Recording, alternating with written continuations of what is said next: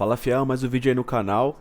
Falar um pouquinho da saída do Vitor Pereira, né? Agora que passou os 2 dias já da gente saber o que aconteceu, né? Porque ele saiu, qual foi a definição do Corinthians, né? Agora que abaixou um pouquinho a poeira e agora o tema é nomes de próximos treinadores, né? Queria passar pra dar falar o que eu achei, né, do trabalho do Vitor Pereira no Corinthians, né? É, os nomes aí que vem a seguir, o que eu tô vendo aí na mídia também, o que eu tô achando disso, né? Enfim, pra começar, o Vitor Pereira, cara, lá do início, eu tinha gostado do nome, tá? Quando ele foi contratado. Eu achei que o Corinthians precisava de um treinador que fosse um cara grande pro elenco. O Corinthians trouxe diversas peças, né? A nível europeu e tudo mais, né? Jogadores super campeões, né, inclusive no Corinthians, né? E além de jogadores grandes que já haviam estado no elenco, né? E depois de vários técnicos de menor expressão, né, ou de carreiras novas, o Corinthians acho que precisava desse respiro, né? E embarcando na onda aí dos estrangeiros, nos clubes, nos grandes clubes brasileiros, né? O Corinthians trouxe o Vitor Pereira, né? Se você for analisar, tenta pensar assim no momento um, tá ligado? Quando o Flamengo traz o Jorge Jesus, quando o Palmeiras traz o Abel Ferreira, enfim, o próprio Paulo Souza que foi pro Flamengo, o Vitor Pereira, chegando no Brasil, ele foi o maior nome que chega. Ele já tinha uma carreira super consolidada, né? Embora o Jorge Jesus ele tenha passado por grandes clubes, né? E é mais velho que o VP. O Vitor teve títulos importantíssimos na Europa, né? Como um título invicto com o Porto. Então era um cara mais consolidado, né? No mercado mundial e tudo mais, né? Então assim ele tinha uma relevância muito maior do que esses, né? Enfim, ele chega, ele dá de cara com um time muito velho, né? É um time com pouca condição física. E aí você já vê que foi um erro, né? Da diretoria do Corinthians, que tava todo mundo pedido pela saída do Silvinho, né? Eu não pedi durante o Campeonato Brasileiro 2021. Eu entendia que o que era para ser feito, o Silvinho dava para fazer e depois no final do ano mandava ele embora e começava um novo projeto, né? Mas enfim, tem uma galera que já defendia a demissão do Silvinho desde o Campeonato Brasileiro 2021, né? Enfim, questão de gosto, né? E opinião, né? Mas eu achava que demitir o Silvinho ali no meio do Campeonato Paulista, perdido toda a pré-temporada, era uma puta de uma burrada, né? No mínimo inconsequente e amadora a decisão, né? Mas enfim, foi assim que as coisas foram, né? Ou seja, era um elenco que, como eu disse, né? O VP, se você for olhar os trabalhos dele, não é uma forma que ele gosta de jogar, porque são jogadores, até os mais novos ali, como o próprio Roger Guedes, que não tem muita essa pegada de marcação alta, né? De perde e pressiona. Ele teve que implantar isso no Corinthians. O Thiago Nunes, lá em 2020, ele tinha falado que o Corinthians não tinha as características para fazer isso, né? Enfim, na época eu não concordei, eu achei que ele estava só dando uma desculpinha. Mas depois, com o VP tentar diversas vezes durante o ano, né? O Corinthians melhorou no perde e pressiona. O Corinthians chegou a roubar muitas bolas durante os campeonatos, né? O Corinthians tinha uma média ali de roubar de 3 a 5 bolas todo jogo no campo de ataque. Só que uma vertente do Corinthians, uma delas foi que o Corinthians não aproveitava essas tomadas de bola e depois de um tempo o Corinthians se desencaixava durante as partidas. Foi muito difícil você encontrar jogos se o Corinthians foi totalmente coeso nesse meio campo, alinhado com o ataque, todas as linhas subindo juntos, né? Enfim, isso vai muito de características dos jogadores que estavam no Corinthians, que estão no Corinthians, né? E também o pouco tempo de trabalho que o VP teve, né? O Corinthians jogou praticamente o ano todo de quarta e domingo. Eu acho que teve 2 ou 3 semanas cheias de trabalho do Vitor Pereira, né? Ele que sempre disse que é um tipo de treinador que gosta de treinar a equipe, né? E ele tava fazendo um bagulho que ele não curtia. E nesse meio tempo, né, acho que outro ponto positivo dele foi a inserção, né? Não foi ele que lançou, né? O Duqueiroz já estava no elenco, né? O próprio Adson, Rony, o próprio Gustavo Mantuan, mas eu acho que ele começou a usar eles de maneira correta, né? Então, assim, ganharam muito destaque a nível titular, muitas vezes contrariando a torcida, né? Depois, no meio dessa jornada do Vitor Pereira, acho que a torcida também entendeu que o Corinthians não ia conseguir jogar os jogos com seus titulares, né, ditos titulares, seja por cansaço, seja por lesão. Então, assim, aquele time que se desenhou no início do ano, né, como é que vai colocar o quinteto pra jogar, né, na época era Roger Guedes, William, né, Juliano, Renato Augusto e Paulinho, como é que vai fazer esses caras jogarem e tal, né. E ele provou, né, que não tinha como fazer um monte de jogador um pouco mais experiente, que visivelmente não iriam carregar o piano, né? Provou ali que não daria certo, né? E ele provou com resultados, né? Quando o Duqueiroz entra, dá uma sustentação. Eu ainda acho assim, eu entendo os torcedores que reclamam do Dudu, tá? Ele também me irrita muito, mas eu acho que a parte defensiva ele faz de forma até que perfeita. Meu problema ali com ele é a parte ofensiva que é quase zero. Ele melhorou bastante nesse finzinho de ano, mas ele tem um grande déficit ali de tomar a melhor decisão, né? Ele acabou desperdiçando diversas jogadas, né? Parece até que não consegue chutar a bola em direção ao gol, mas eu acho que são coisas que podem melhorar. E assim, são coisas que vão transformar ele num puta jogador, não é que ele vai virar um bom jogador. Um bom jogador eu acho que ele já é, né?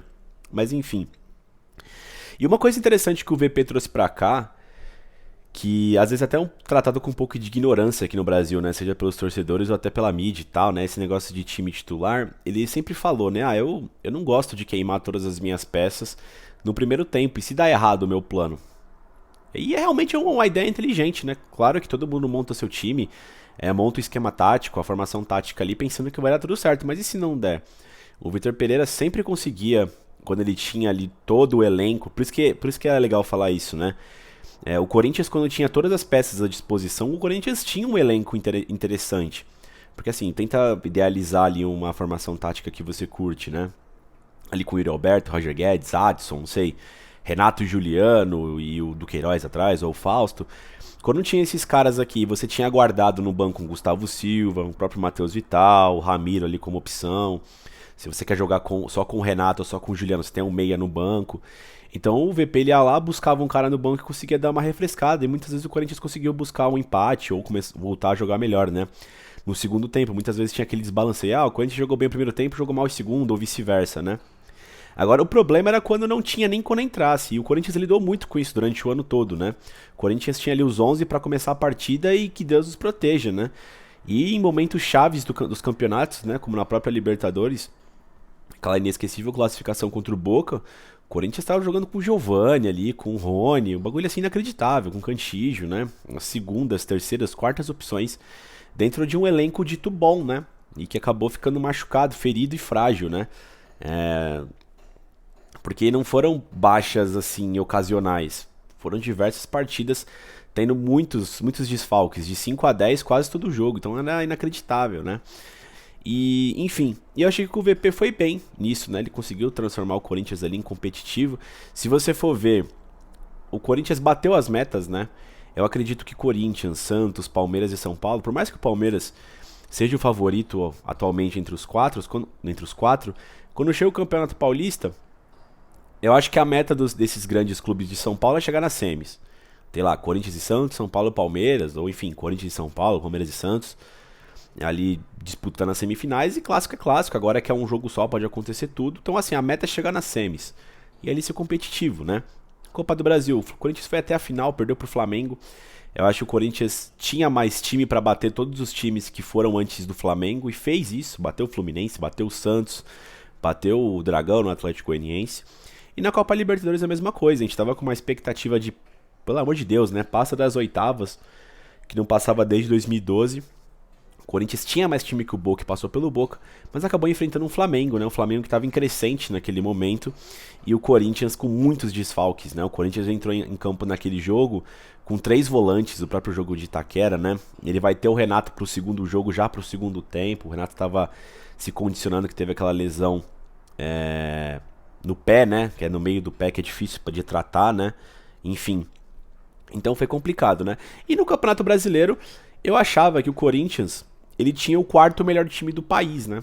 Atrás de Palmeiras, Galo e o próprio Atlético Mineiro, né? O Atlético acabou sendo uma decepção no ano, né? Mas o Flamengo e o Palmeiras, eles corresponderam. E eu achava que o Corinthians era pelo menos um pouco melhor que São Paulo, que Fluminense, que Internacional, que Atlético Paranaense. E o Corinthians acabou terminando em quarto, né? Claro que acabou atrás de Inter e Fluminense, mas o Corinthians disputou todas as outras competições, né? O Fluminense e o Inter mesmo caíram muito cedo. Se o Corinthians tivesse caído, eu acho que talvez poderia ter brigado mais longe com o Palmeiras. Mas enfim, né? É só suposições, né, cara? Então, assim, O Corinthians, ele fez um ano de um time grande. Eu não gosto muito quando o pessoal fica falando, sabe? Tipo, o próprio Vitor Pereira, né? Não, o Corinthians esse ano brigou pelos títulos, não sei quanto tempo que faz que o Corinthians não termina no G4, não sei quanto tempo que faz que o Corinthians não frequenta umas quartas de final de Libertadores, não sei quanto tempo que não faz que o Corinthians não disputa uma Copa do Brasil. Só que assim, tava errado antes e agora você só fez o básico, tá ligado? Então não é uma coisa pra bater palma. Acho que os dirigentes do Corinthians também têm que parar de trazer essa desculpa assim como se fosse um grande ano, sabe? O Corinthians fez um ano de um time grande que não conseguiu ser campeão. Não foi um fracasso, mas também não precisa bater palma. A gente tá aqui torcendo para que tenha evolução. Eu acho que o que aconteceu esse ano, tratando de clubes grandes no Brasil, tem que ser anualmente o que acontece, cara. Você belisca um título ali, não conseguiu ali se classificar a próxima Libertadores, enfim, tenta cair pro time que vai ser o campeão, de forma competitiva, né? Então, enfim. Mas, né? Esse foi meio que o ano do Corinthians aí com o comando do Vitor Pereira. Depois eu vou trazer também uns vídeos de como foi o Campeonato Paulista, o Brasileirão e a Libertadores e a Copa do Brasil. Vídeos separados, né? Pra explicar as histórias desses anos. Passar um pente fino nessa temporada. Tentar trazer todos esses vídeos aí antes de antes de começar a Copa, né? Que já perde o interesse, já aí vamos pensar em 2023, né? Só pra fechar o ano mesmo, né? Enfim. E aí o Vitor Pereira começou com esse problema familiar, né? Aparentemente o Corinthians tinha o dinheiro pra ele poder ficar mais uma temporada, mas parece que a sogra dele tá com Alzheimer, a esposa dele queria que ele voltasse pra Portugal. Ele até disse, né, que trabalhou vários anos da vida dele longe de casa. Enfim, isso aí me criou a esperança que ele pudesse ficar. Dizem também que parece que o Corinthians não teria aporte financeiro pra trazer os reforços que ele pediu. Eu não sei, eu acho que foi mais familiar, né? Eu só ficaria triste com o Vitor Pereira caso acontecesse um cenário que eu acho que o Dorival Júnior não vai longe no Flamengo. Caramba, mas o Flamengo ganhou a Libertadores e a Copa do Brasil, Felipe. Mas eu acho que qualquer tropeço ali, se os caras perderem o Campeonato Carioca, vão mandar ele embora. Eu acho que eles vão atrás do Vitor Pereira. E se ele aceitar vir para o Flamengo só por causa das condições financeiras, aí ele vai ser um baita de um mentiroso, né? Eu quero acreditar que o Vitor apenas teve o problema familiar dele, né? Enfim, vai seguir a vida dele, deve treinar algum clube na Europa, né? Que fica mais próximo da família dele. E aí surgiu os nomes para 2023 pro Corinthians, né? Eu confesso que não gostei muito deles. O único que eu gosto, eu acho que é praticamente inviável, que é o Adenor Leonardo Bach, né? O Tite, que disse que após a Copa do Mundo não vai treinar nenhum time. Há rumores de que ele pode voltar ao mercado no meio de 2023, que começaria na temporada 23-24, para ele tentar ingressar no mercado europeu. Acho que ele merece fazer o que ele bem entender. Mas eu também acho que o Corinthians tem que ir atrás do Tite, cara. O Tite vai sair e ele começa 2023 sem clube, sem seleção. Então o Corinthians tem a obrigação moral de tentar ele. Se já tiver uma negativa, tipo, senão ele não vai querer nem o Corinthians, aí parte para outras opções. O nome mais em pauta aí é o Vojvoda. Eu confesso que eu não gosto da ideia não, tá? Não é que ele é um mau técnico, não é isso. Só que a primeira coisa que me vem na cabeça é Thiago Nunes.